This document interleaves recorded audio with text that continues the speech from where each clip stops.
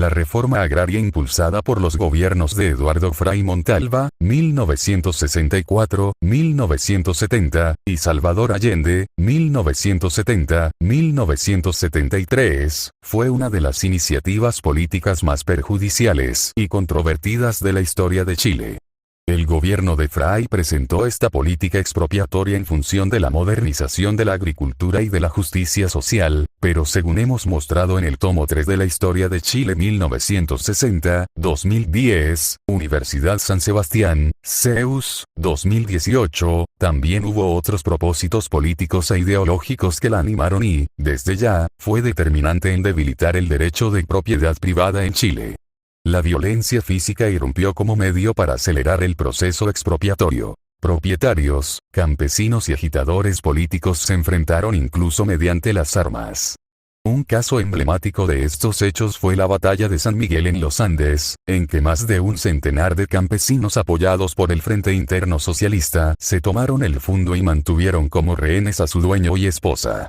La izquierda esperaba que el enfrentamiento con carabineros diera lugar a la Sierra Maestra chilena, como un paso clave en el camino hacia la revolución socialista.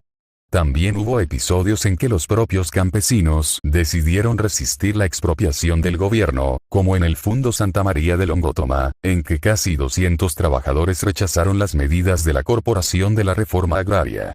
El clima de polarización, crispación y violencia política se agudizó durante el gobierno de la Unidad Popular y se extendió por todo el campo chileno.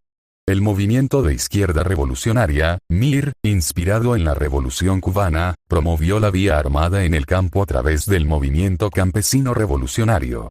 Tuvieron como base de sus operaciones la región de la Araucanía, donde, bajo consignas como tierra o muerte, ocuparon el predio Tres Hijuelas, fundando ahí el campamento Lautaro.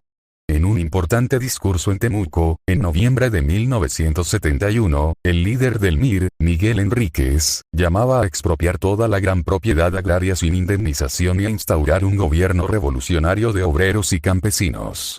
Las expropiaciones, las tomas de terreno y los enfrentamientos afectaron la vida de muchos propietarios de forma dramática, dejando incluso un saldo de muertos. En abril de 1971, en el Fundo La Hijuela Grande de Nilahue, tras ver cómo ocupaban sus tierras, Jorge Barahona Puelma murió a causa de un infarto cardíaco.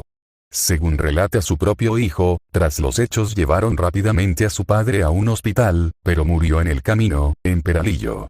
En noviembre de 1970, en el Fundo Tregua de Panguipulli, de un modo especialmente trágico murió Antonieta Machel, quien se suicidó tras la toma, secuestro, saqueo y vejaciones sufridas al interior de su casa.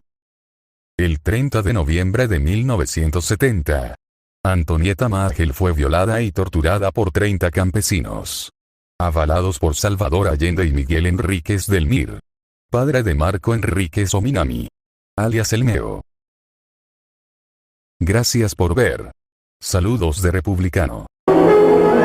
Una de ellas, la agricultora Antonieta Machel, vivía en esta casa. En diciembre de 1970, decenas de extremistas armados la asaltaron sin que nadie acudiera en su auxilio. Después de vejarla y violarla, la encerraron y saquearon la morada.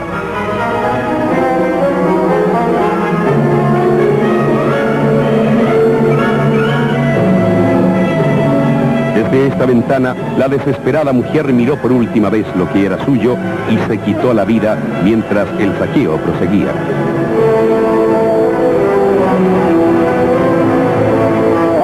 Entre tanto, el ministro de Agricultura, Jacques Schonchol, sostenía que había tranquilidad en los campos y prometía que Chile no solo se autoabastecería de alimentos, sino que pasaría a ser gran exportador de ellos.